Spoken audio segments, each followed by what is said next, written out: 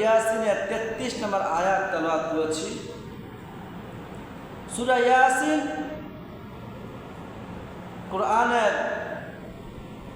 114টি সূরার মধ্যে হতে অন্যতম একটি সূরা, যে সূরার ফজিলত, ফায়দা, বারাকাত রাসূলুল্লাহ সাল্লাল্লাহু আলাইহি সাল্লাম বর্ণনা করেছেন। এক কথা বলেছেন, ইয়াসিন কলবুল কোরআন। সুবহানাল্লাহ। রাসূলুল্লাহ সাল্লাল্লাহু আলাইহি সাল্লাম সূরা ইয়াসিনের ফজিলত বর্ণনা করতে গিয়ে বলেছেন, সূরা ইয়াসিনটা হলো কলবুল কোরআন, কোরআনের কলব। বলেন না সুবহানাল্লাহ। মানুষের মধ্যে, মানুষের হৃৎপিণ্ড, মানুষের জন্য যারা অপরিহার্য, খুবই দামি একটি অঙ্গ কোরআনের মধ্যে সূরা ইয়াসিনটা হলো কোরআনের হৃৎপিণ্ড। বলেন না সুবহানাল্লাহ। এই কথার ব্যাখ্যা ইমাম গাজ্জালী রহমতুল্লাহ আলাইহি এভাবে করেছেন।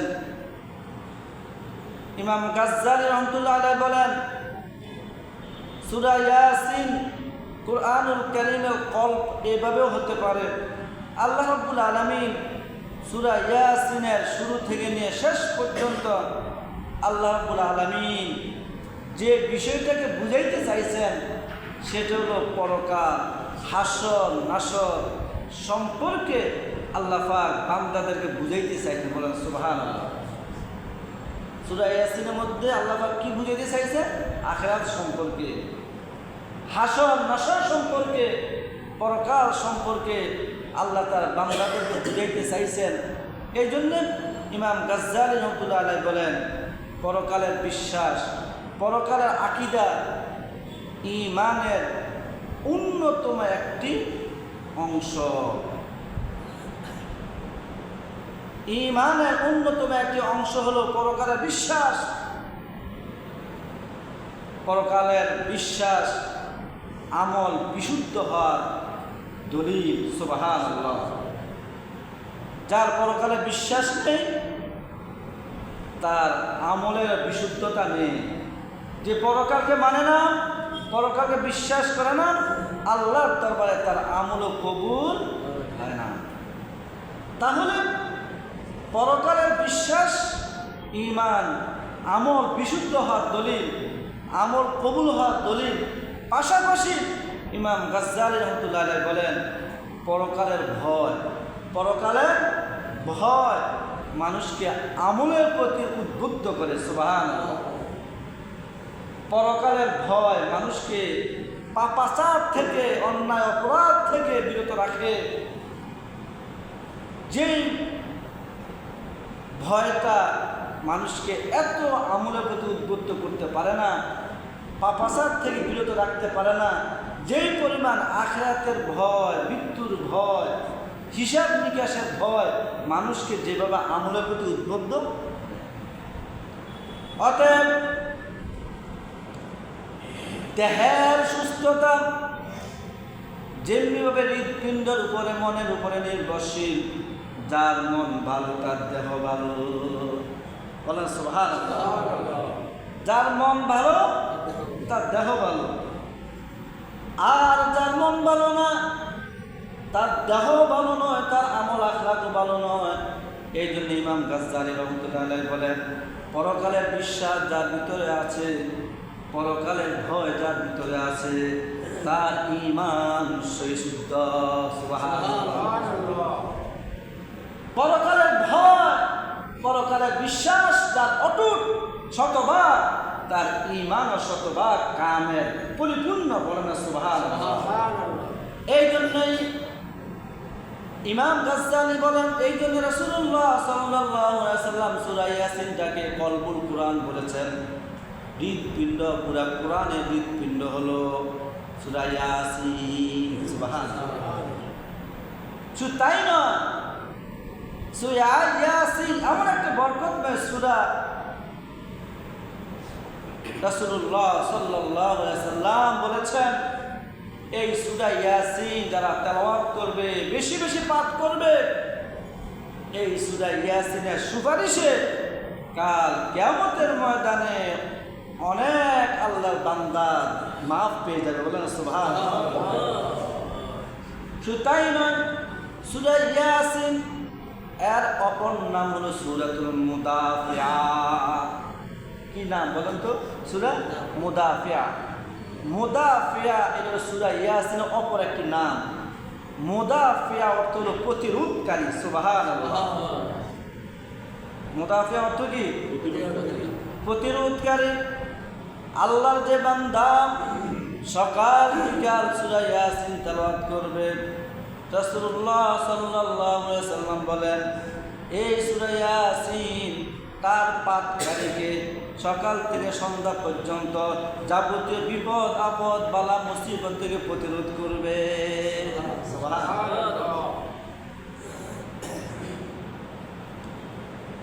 এবং আবু যর গিফারী রাদিয়াল্লাহু তাআলা আনহু বলেন, সূরাতুল ইয়াসিন এমন একটা বরকতময় সূরা, কোনো মৃত্যু শয্যা, মৃত্যুর পথযাত্রী বান্দার সামনে যদি সূরা ইয়াসিন তেলাওয়াত করা হয়, সূরা ইয়াসিনের উসিলা আল্লাহ রাব্বুল আলামিন তার মৃত্যু যন্ত্রণা সহজ করে দিবেন। সুবহানাল্লাহ। আবু যর গিফারী রাদিয়াল্লাহু তাআলা আনহু বলেন, মৃত্যুর পথযাত্রী মুমূর্ষ রোগীর সামনে যদি আপনি সূরা ইয়াসিন তেলাওয়াত করেন, আল্লাহ পাক সূরা ইয়াসিনের তেলাওয়াতের উসিলা তার মৃত্যু যন্ত্রণা সহজ করে দিবেন। আরামের সাথে মৃত্যুবরণ করবে, ঈমানের সাথে মৃত্যুবরণ করবে। কিসের উসিলা? সূরা ইয়াসিনের তেলাওয়াতের উসিলা। এই জন্যে আমরা এই আমলটি করব যখন আমাদের কোনো আপনজন, আমাদের কোনো প্রতিবেশী মৃত্যু যন্ত্রণায় কাতরাচ্ছে, মনে হচ্ছে সে বাঁচবে না, আমরা অহেতুক গল্প গুজব না করে, কান্নাকাটি না করে, হাই হুতাশ না করে ওই মৃত্যুর পথযাত্রীর মাথার সামনে বসে বসে কোরআন শরীফ খুলে সূরাতুল ইয়াসিন তেলাওয়াত করব ইনশাআল্লাহ। তাহলে ফায়দা হবে কি? ওই মৃত্যুর পথযাত্রী লোকটাকে আল্লাহ পাক ঈমানের সাথে মৃত্যু দিবেন, মৃত্যু যন্ত্রণা থেকে তাকে মুক্তি দিবেন। সুবহানাল্লাহ। আব্দুল্লাহ ইবনে জুবায়ের রাদিয়াল্লাহু তাআলা আনহু বলেন, শুধু মৃত্যু যন্ত্রণায় সহজ করে এমনটি নয়, কোনো অভাবগ্রস্ত ব্যক্তি, বিপদগ্রস্ত ব্যক্তি, ক্ষুধার্ত ব্যক্তি যদি সূরা ইয়াসিনের আমল করে, রাসূলুল্লাহ সাল্লাল্লাহু আলাইহি ওয়াসাল্লাম বলেছেন, সূরা ইয়াসিনের আমলের কারণে আল্লাহ পাক তার অভাব অনটন দূর করে দিবে। আব্দুল্লাহ ইবনে জুবায়ের তিনি ছিলেন রাসূলুল্লাহ সাল্লাল্লাহু আলাইহি ওয়াসাল্লামের শালা, আম্মাদান আয়েশা সিদ্দিকা রাদিয়াল্লাহু তাআলা আনহার ভাই পুত্র। অতএব আব্দুল্লাহ ইবনে জুবায়ের বলেন, কোনো অভাবী ব্যক্তি, ক্ষুধার্ত ব্যক্তি, বিপদগ্রস্ত ব্যক্তি যদি ইয়াসিন আমল করে, আল্লাহ পাক তার অভাব দূর করে দিবেন, ব্যবসা বাণিজ্যে বরকত দান করবেন, রিজিকে উন্নতি দান করবেন। তবে এই সূরা ইয়াসিন পড়তে হবে। কি করতে হবে? শুধু সূরা ইয়াসিনের একটা ছবি, সূরা ইয়াসিন লিখে গেটের মধ্যে লটকায় রাখলে আপনার অভাব দূর হবে না। কি দূর হবে না? সূরা ইয়াসিনের ছবি লটকাইয়া দিলে, ঝুলাইয়া দিলে দোকানের ব্যবসা বাণিজ্য বৃদ্ধি হবে না। আল্লাহ রাসূল বলেন, তুমি যদি সূরা ইয়াসিনের ফজিলত পেতে চাও, লাভ পেতে চাও, নিজে নিজে কোরআন সূরা ইয়াসিন তেলাওয়াত করো। সুবহানাল্লাহ।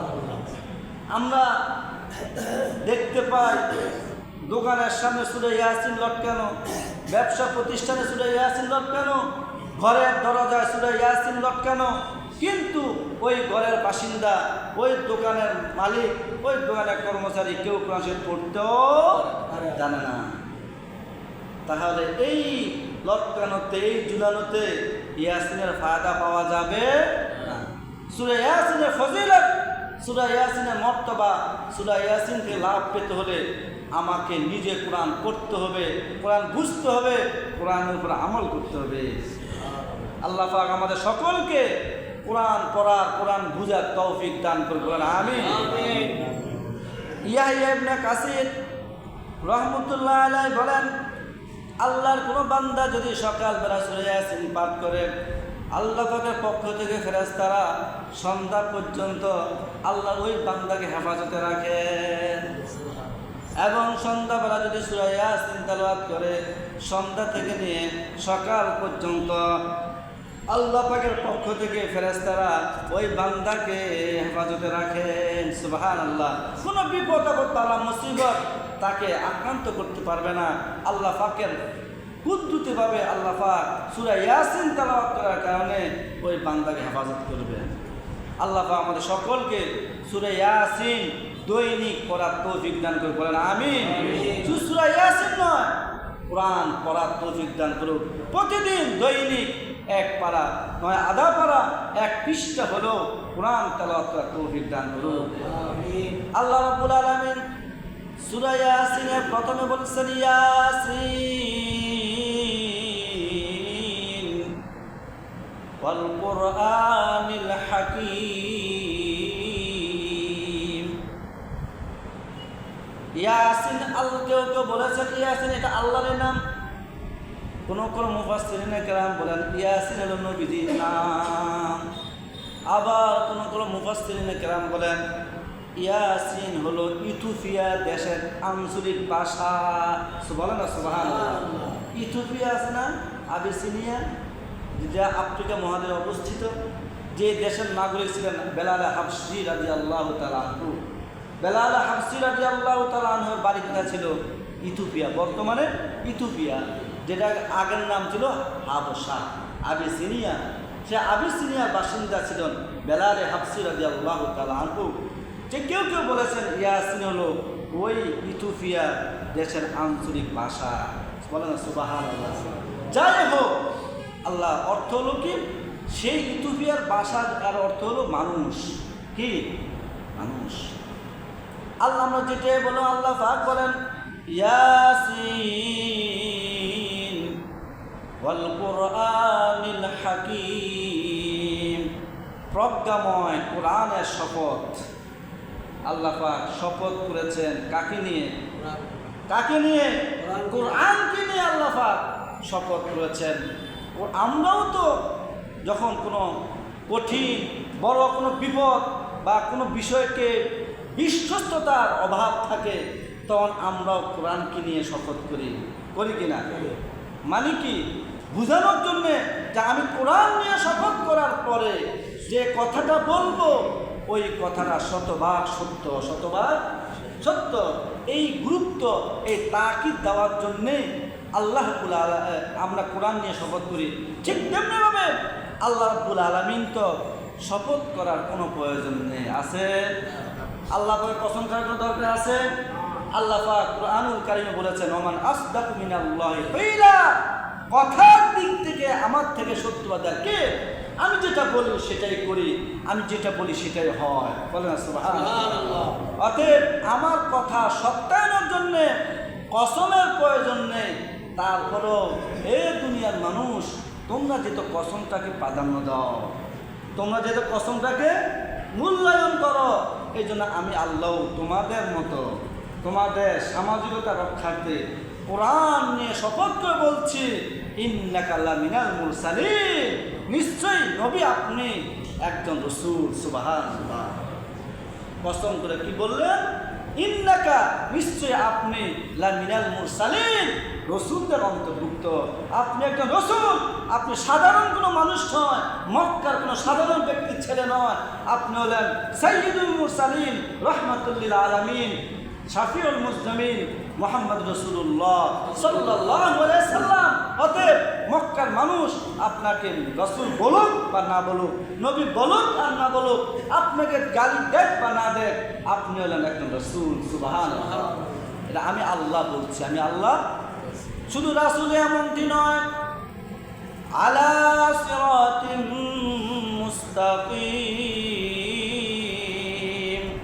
আপনার প্রত্যেকটা কথা, আপনার প্রত্যেকটা কর্মকাণ্ড, আপনার প্রত্যেকটা দিক নির্দেশনা, আপনার প্রতিটা পদক্ষেপ আলা সিরাতিন মুস্তাকিম, সরল এবং সঠিক পথে প্রতিষ্ঠিত। সুবহানাল্লাহ।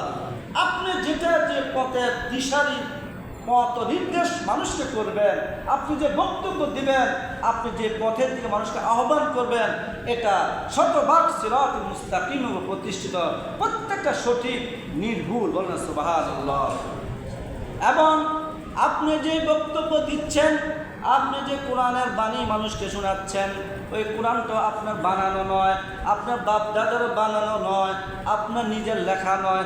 তানজিলাল আজিজির রহিম, আপনি যে কোরআনের দাওয়াত দিচ্ছেন তা আপনি লেখেননি, আপনার বাপ দাদাদের থেকে শিখেননি, আপনার কোনো মুরব্বী থেকে পণ্ডিত লোক থেকে শিখেননি। এই যে কোরআনের দাওয়াত দিচ্ছেন, যে কোরআনের দাওয়াত করতেছেন, তানজিলাল আজিজির রহিম, এটা হলো পরাক্রমশালী দয়ালু আল্লাহর পক্ষ থেকে প্রেরিত নাজিলকৃত অবতীর্ণ কোরআন। সুবহানাল্লাহ। উদ্দেশ্য হলো কেন কোরআন নাজিল করেছি? উদ্দেশ্য কি? লিতুনজিরা কওমান মা উনজিরা আবাউহুম ফাহুম গাফিলুন, আপনি যেন এই কোরআনকে দিয়ে মানুষকে ভয় দেখাতে পারেন, সতর্ক করতে পারেন, মানুষকে ভীত সন্তুষ্ট করতে পারেন, আখিরাতের দিকে দাওয়াত দিতে পারেন। এই জন্য আমি আল্লাহ আপনার উপর কোরআন নাজিল। সম্মানিত হাজিরিন, কোরআন নাজিলের উদ্দেশ্য কি? সতর্ক করা। কি করা? সতর্ক করানো। কাকে সতর্ক করানো? দুনিয়ার মানুষদেরকে সতর্ক করানো। কিসে থেকে সতর্ক করানো? জাহান্নাম থেকে সতর্ক করানো। কিসের দিকে দাওয়াত দেওয়া? জান্নাতের দিকে দাওয়াত দেওয়া। জাহান্নাম থেকে সতর্ক করা, জান্নাতের দিকে দাওয়াত দেওয়ার জন্যে আল্লাহ পাক কুরআনুল কারীম নাজিল করেছেন। এই জন্যে সূরা ইয়াসিন আল্লাহ পাক নাজিল করে মানুষকে আখিরাতের কথা বর্ণনা করেছেন, আখিরাতের কথা স্মরণ করাইছেন। সাধারণভাবে নয়, যুক্তিকভাবে, দালিলিকভাবে, যুক্তিবিদ্যার মাধ্যমে, বিভিন্ন দৃষ্টান্ত আর উপমান মাধ্যমে আল্লাহ পাক মানুষকে বুঝাইছেন, আখিরাতকে বিশ্বাস করো, জান্নাতকে বিশ্বাস করো, জাহান্নাম থেকে বেঁচে থাকো। পরকাল বলতে একটা জগৎ আছে, জান্নাত বলতে একটা সুখের জায়গা আছে, জাহান্নাম বলে শাস্তির একটা জায়গা আছে। অতএব পরকালকে বিশ্বাস করো, জান্নাতকে বিশ্বাস করো, জাহান্নামের কর্মকাণ্ড থেকে নিজেকে বাঁচিয়ে রাখো। সুবহানাল্লাহ। এই কথাটাই আল্লাহ পাক সূরা ইয়াসিনের মধ্যে আলোচনা করেছেন। এই কথাটা আল্লাহ পাক 2 লাইনের মধ্যে বলতে পারতেন। কয় লাইনের মধ্যে? 2 লাইন। কে আল্লাহ পাক দীর্ঘ 4.5 পৃষ্ঠা, কয় পৃষ্ঠা? সূরা ইয়াসিন কয় পৃষ্ঠা? 4.5 পৃষ্ঠা ব্যাপী এই কথাটাই বলেছেন। ডাইরেক্ট বলেননি, আমাদের সামনে যুক্তি পেশ করেছেন, উদাহরণ পেশ করেছেন, দৃষ্টান্ত পেশ করেছেন। কিসের দৃষ্টান্ত? আমরা আজকে জীবিত, আজকে আমরা কি জীবিত? আমরা একদিন মরে যাব, আমরা একদিন করব মরে যাব, মরে গেলে আবার জীবিত হব, মরে গেলে আবার জীবিত হব। এই কথাটাকে আল্লাহ পাক উদাহরণ দিয়ে আমাদেরকে বুঝাইছেন, দৃষ্টান্ত দিয়ে বুঝাইছেন, হাতে কলমে দেখাইয়া বুঝাইছেন। আমার পক্ষে তোমাদেরকে জীবিত করা একেবারে সহজ, আমার পক্ষে তোমাদেরকে জিন্দা করা একেবারে সহজ। এই পৃথিবী ধ্বংস করা আমার জন্য একেবারে সহজ। অতএব আমার কথাগুলো তোমরা কান দিয়ে শুনো, মন দিয়ে অনুভব করো, অনুধাবন করো, ব্রেন দিয়ে চিন্তা ভাবনা করো, তারপর চিন্তা করো পরকাল বলতে কিছু আছে কিনা। তারপর চিন্তা করো আমার মতন পরাক্রমশালী সম্রাট, আমার মতন পরাক্রমশালী বাদশাহ তোমাদেরকে জীবিত করতে পারবো কি না, একটু চিন্তা করো। আল্লাহ রাব্বুল আলামিন এই কথাটা 3টা উদাহরণ দিয়ে বুঝাইছেন। কয়টা উদাহরণ? একটা উদাহরণ হলো আমার আয়াত তেলাওয়াত, কিন্তু আয়াত যে আয়াতটা আমি আপনাদের সামনে তেলাওয়াত করেছি, وآيَةٌ لَهُمُ الْأَرْضُ الْمَيْتَةُ أَحْيَيْنَاهَا وَأَخْرَجْنَا مِنْهَا حَبًّا ফামিনহু ইয়াকুলুন। আয়াতুন, আয়াত আরবি শব্দ, এর অর্থ হলো নিদর্শন। অর্থ কি? আয়াত অর্থ কি? নিদর্শন। আল্লাহ রাব্বুল আলামিন সূরা ইয়াসিনের 33 নম্বর আয়াতে একটা উদাহরণ পেশ করছেন, যে উদাহরণ পেশ করে আমাদেরকে বোঝাচ্ছেন আমিও তোমাদেরকে জীবিত করব, আমিও তোমাদেরকে হাসরের ময়দানে উঠাবো, উঠানোর পরে আমিও তোমাদের হিসাব নিকাশ নিব। বলেন সুবহানাল্লাহ। আল্লাহ পাক কি উদাহরণ দিলেন? আয়াতুল্লাহুমুল আরদুল মাইতা। আল্লাহ পাক মৃত জমিনের উদাহরণ দিলেন। কিসের উদাহরণ? মৃত জমিন। আল্লাহ পাক বলেন তাদের জন্য একটা নিদর্শন হলো আরদুল মাইতা। মাইতাতুন অত মৃত, আরদুন অত জমিন। আল্লাহ পাক বলেন দুনিয়াবাসীদের সামনে আমি একটা উদাহরণ পেশ করছি, একটা দৃষ্টান্ত দিতেছি, একটা উদাহরণ পেশ করতেছি, সেটা হলো আরদুল মাইতা, মৃত জমিন, শুকনা জমিনের দিকে তোমরা তাকাও। সম্মানিত হাজিরিন, ভাদ্র আশ্বিন মাস যখন বৃষ্টি হয় না, প্রচণ্ড খরা, 1 মাস ব্যাপী 2 মাস ব্যাপী যখন বৃষ্টি হয় না, জমিনটা ফেটে যায়, ফেটে চৌচির হয়ে যায়, জমিনটা শুষ্ক হয়ে যায়, জমিনের ফসলগুলো, শস্য আদিগুলো হলুদ বর্ণ হয়ে মরে যায়, ঠিক কিনা? ওই জমিনটাকে বলা হয় আরদুল মাইতা, মৃত জমিন। কি জমিন? মৃত জমিন। আমার আল্লাহ বলেন এই মৃত জমিনটা একটা দৃষ্টান্ত, একটা উদাহরণ তোমাদের জন্যে। দেখো এই মৃত জমিনে কোনো ফসল হয় না, পানি না থাকলে কোনো ফসল হয় না। তোমরা তখন কাকুতি মিনতি করতে থাকো, তোমরা আমার কাছে নামাজ পড়ে পড়ে কান্নাকাটি করো, আল্লাহ তুমি বৃষ্টি দাও, বৃষ্টি দাও, বৃষ্টি দাও। আমাদের গবাদি পশুগুলো ঘাসের অভাবে মরে যাচ্ছে, আমরাও খাবারের অভাবে মরে যাচ্ছি, আমাদের জমিনগুলো কোনো ফসল হয় না। আল্লাহ তুমি মৃত জমিনকে, এই অনুর্বর জমিনকে রহমতের পানি দিয়ে, বৃষ্টি দিয়ে উর্বর করে দাও, উর্বর করে দাও, জীবিত করে দাও। আমার আল্লাহ বলেন ও আমার বান্দারা, ও দুনিয়ার মানুষ, আহইয়াইনাহা, আমি তোমাদের চাওয়ার কারণে অথবা আমার নিজ অনুগ্রহে আমি মৃত জমিনকে বৃষ্টির পানি দিয়ে জীবিত করে দেই। বলেন না কি করি? জীবিত করি। এবং আহইয়াইনাহা, এই মৃত জমিনকে বৃষ্টির পানি দিয়ে আমি জীবিত করে দেই। ও আখরাজনা মিনহা, এরপরে যখন বৃষ্টির পানিটা এই শুষ্ক মাটির মধ্যে পড়ে যায়, চৌচির মরুভূমির মধ্যে পড়ে যায়, সাথে সাথে ওই মৃত জমিনটা জীবিত হয়ে যায়। ও আখরাজনা মিনহা, আমি আল্লাহ ওই মৃত জমিন থেকে শস্য আদি, ঘাস লতা, তরুলতা উৎপন্ন করি। সুবহানাল্লাহ। যেখানে পশুগুলো মরে যেত, শুকিয়ে যেত, বৃষ্টি হওয়ার সাথে সাথে আমার আল্লাহ বলেন আমি এখান থেকে আবার সবুজ শ্যামল ঘাস, তরুলতা, শস্য আদি উৎপন্ন করি।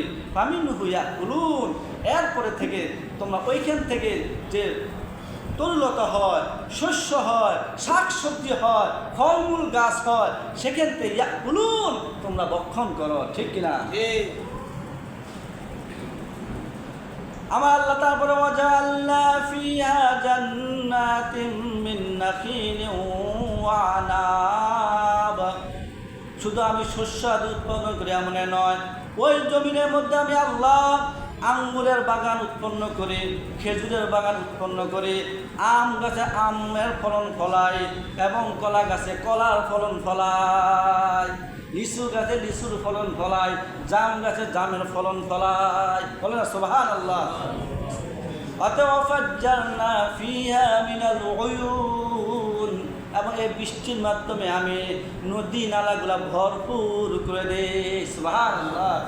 ঝর্ণা প্রবাহিত করি, এরপর থেকে সেই নদীর পানি দিয়ে, সেচ দিয়ে তোমরা তোমাদের জমিনে পানি দাও, উর্বর করো, তোমাদের রিজিক অন্বেষণ করো।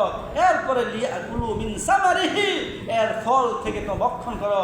শুনো শুনো, ওমা আমিলাত আইদিহিম, এতগুলা কাজ তোমরা কেউ করনি, ঠিক কিনা? ঠিক।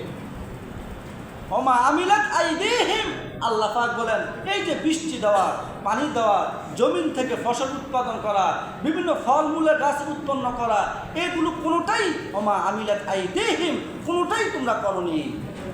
করেছে কলা গাছে কলাল বান্দারা, এরপরও কি আফালা ইয়াশকুরুন, তোমরা কি আমার শুকরিয়া আদায় করবে না? আমি তোমাদের রিজিকের ব্যবস্থা করতেছি, মৃত জমিনকে জীবিত করতেছি, এরপরেও কি আফালা ইয়াশকুরুন, তোমরা কি আমাকে আমার কৃতজ্ঞতা, আমার শুকরিয়া জ্ঞাপন করবে না? সম্মানিত হাজিরিন, এই যে একটা দৃষ্টান্ত আল্লাহ পাক দিলেন, দিয়ে বুঝাচ্ছেন মৃত জমিনকে আমি আল্লাহ যেভাবে জীবিত করেছি পানি দিয়ে, তোমাদেরকেও মৃত্যুবরণ করার পরে তোমাদের মাংসগুলো জমিনে খেয়ে দেওয়ার পরেও তোমাদের শুধুমাত্র হাড্ডি থেকে, শুধু মাটি থেকে আমি আল্লাহ কুদরতিভাবে তোমাদেরকেও বের করে আনতে পারবো। এরপর আমরা আল্লাহ আরেকটা দৃষ্টান্ত পেশ করছেন, ওয়া আয়াতুল লাহুমুল লাইল নাসলাকু মিনহুন নাহার ফাইযা হুম মুজলিমুন। এরপর আমরা আল্লাহ সূরা ইয়াসিনের 37 নম্বর আয়াতে আমরা আল্লাহ আমাদেরকে বোঝানোর জন্যে, তার কুদরতের নিদর্শন আমাদেরকে দেখানোর জন্যে আরেকটা উদাহরণ পেশ করেছেন। আল্লাহ পাক বলেন ওয়া আয়াতুল লাহুমুল লাইল, হে দুনিয়ার মানুষ, তোমাদের জন্য আরেকটা দৃষ্টান্ত, আরেকটা উদাহরণ আমার পক্ষ থেকে হলো লাইল, মানে রাত্র। বলেন না সুবহানাল্লাহ। রাত এটা আমার একটা কুদরতের নিদর্শন, আমার কুদরতের বহিঃপ্রকাশ। রাত পৃথিবীর কোনো শক্তি, পরাশক্তি, পৃথিবীর কোনো মহাশক্তি রাত বানাইতে পারবে না, পারবে না। আমার আল্লাহ বলে এটা আমার নিদর্শন, এটা আমার কুদরত। আমি রাতকে বানাই কিভাবে জানো? নাসলাকু মিনহুন নাহার, রাতকে আমি বানাই রাতের থেকে দিনকে অপসারিত করে। বলেন সুবহানাল্লাহ। রাত থেকে দিনকে সরাইয়া আমি রাত বানাই। সম্মানিত হাজিরিন, গভীরভাবে চিন্তা করুন, তাহলে পৃথিবীর আসল কি? আসল হলো রাত, আসল হলো অন্ধকার। আমার আল্লাহ বলেন এই রাত থেকে দিনটাকে আমি সরাই। তাহলে আল্লাহ পাক যেদিন সূর্যকে বলবেন সূর্য তুমি আর উদিত হয়েও না, পশ্চিম দিক থেকে উদিত হয়েছ, পশ্চিম দিকে চলে যাও, তাহলে পৃথিবীর আসল রূপ হয়ে যাবে, অর্থাৎ পৃথিবী অন্ধকার থেকে যাবে। পৃথিবীর আসল কি? পৃথিবীর আসল হলো অন্ধকার। পৃথিবীর আসল কি? দিন হওয়াটা আল্লাহ পাকের দয়া। দিন হওয়া কি? আল্লাহ পাকের দয়া, করুণা। আল্লাহ পাক দয়া করে, করুণা করে আমাদেরকে দিন দান করেন, অর্থাৎ আলো দান করেন, যাতে করে আমরা জীবিকা অন্বেষণ করতে পারি, চাকরি বাকরি করতে পারি, ব্যবসা বাণিজ্য করতে পারি, আমরা আমাদের জীবিকা আহরণ করতে পারি। এই জন্য দয়া করে, মায়া করে আল্লাহ পাক আমাদেরকে দিন দান করেছেন। সুবহানাল্লাহ বললেন না? সুবহে সাদেকের পরে ফজরের নামাজ যখন শেষ হয়ে যায়, তখন সূর্য পশ্চিম দিকে উদিত হয়, তাই না? উদিত হয় কিনা? আবার যখন সন্ধ্যা হয়, সূর্য পূর্ব আকাশে গিয়ে ডুবে যায়। সাহাবায়ে কেরাম রিদওয়ানুল্লাহি আলাইহিম আজমাইন জিজ্ঞাসা করলেন, ইয়া রাসূলুল্লাহ, ইয়া হাবিবাল্লাহ, সূর্য ডুবে কই যায়? সূর্য যখন সন্ধ্যায় হয়, সূর্য তখন কোথায় যায়? রাসূলুল্লাহ সাল্লাল্লাহু আলাইহি ওয়াসাল্লাম বললেন, ও আমার সাহাবায়ে কেরাম, সূর্য সন্ধ্যা হলে, সূর্য যখন ডুবে যায়, সূর্য আল্লাহ পাকের আরশের নিচে চলে যায়। বলেন না সুবহানাল্লাহ। কার নিচে চলে যায়? আল্লাহ পাকের আরশের নিচে চলে যায়, আল্লাহ পাকের কুদরতের পায়ের নিচে চলে যায়। চলে গিয়ে বলে, আল্লাহ আমার ডিউটি শেষ, আমার ডিউটি, আমি সারাদিন তোমার বান্দাদেরকে আলো দিয়ে আলোকিত করেছি, এখন আবার তোমার কাছে ফিরে আসলাম, তুমি যদি আমাকে অনুমতি দাও আমি আবার পশ্চিম দিকে উদিত হব। বলে না সুবহানাল্লাহ। আর তুমি যদি অনুমতি না দাও তাহলে আমি আর পশ্চিম দিকে উদিত হব না। সম্মানিত হাজিরিন, এখন বলেন পৃথিবীর আসল কি? অন্ধকার। আমার আল্লাহ বলেন, না না, আমার বান্দারা রিজিক অন্বেষণ করবে, তারা নামাজ পড়বে, তারা ব্যবসা বাণিজ্য করবে, তারা আমার ইবাদত বন্দি করবে। তুমি যদি না উঠো তারা ইবাদত করবে কিভাবে? তুমি যদি না উঠো তারা জীবিকা আহরণ করবে কিভাবে? তুমি যদি না উঠো তাদের গাছের ফলগুলো মিষ্টি হবে কিভাবে? তাদের গাছের ফলগুলো ধরবে কিভাবে? সূর্যের আলো না হলে কোনো গাছে ফল হয় না। সূর্যের আলো না হলে কোনো গাছে ফল ধরে না। আমার আল্লাহ বলে তুমি যদি না উঠো তাহলে তাদের গাছের ফলগুলো ধরবে কিভাবে? যাও যাও আমার বান্দাদের কল্যাণে তুমি আবার উঠো। সুবহানাল্লাহ। এরপর আমার আল্লাহর হুকুমে আবার সূর্য পশ্চিম দিকে উদিত হয়। সম্মানিত হাজিরিন, আমার আল্লাহ এই কথাটাই এখানে বলেছেন সূরা ইয়াসিনের মধ্যে,